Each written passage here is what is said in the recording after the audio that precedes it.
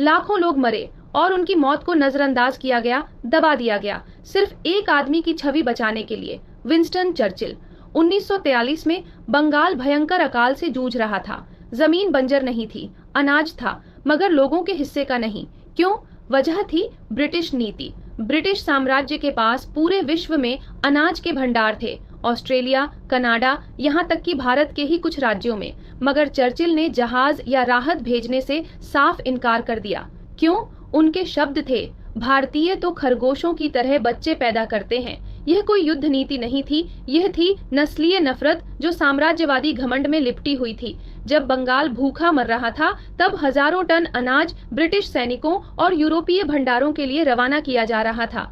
बंगाल के लोग पत्ते, घास और कई बार शव तक खाने को मजबूर थे। करीब 30 लाख लोग मारे गए। चर्चिल ने एक बार भी राहत भेजने की कोशिश नहीं की।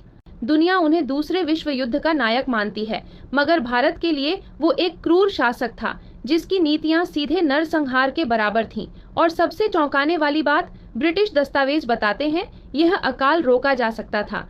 जब लोग भूख से मर रहे थे तब नेता चुप थे और मीडिया जैसे कुछ हुआ ही नहीं। ये सिर्फ ब्रिटिशों की बेरहमी की कहानी नहीं थी, ये भारतीय नेतृत्व की चुप्पी की भी कहानी है। भारत छोड़ो आंदोलन के बाद कांग्रेस के नेता जेल में थे, लेकिन जो बाहर थे उन्होंने इस त्रासदी पर खुलकर आवाज क्यों नहीं उठाई? रविंद्रनाथ ठाकुर पहले ही चेतावनी दे चुके थे कि ब्रिटिश नीतियां बंगाल को बर्बाद कर देंगी। उनके जाने के बाद वो चेतावनियां भी खो गईं। मीडिया सेंसरशिप की गिरफ्त में था, लेकिन कुछ बहादुर अखबारों ने भूख से बिलखते बच्चों की तस्वीरें छापी जिन्हें तुरंत बैन कर दिया गया। और आम जनता, कुछ लोग अपने बच्चों को रेलवे स्टेशनों पर छोड़ने लगे, शायद कोई रहम खा ले। आज जब हम न्यूज चैनलों पर सुर्खियां देखते हैं तो एक सवाल उठता है, क्या हम फिर वही इतिहास दोहरा रहे हैं?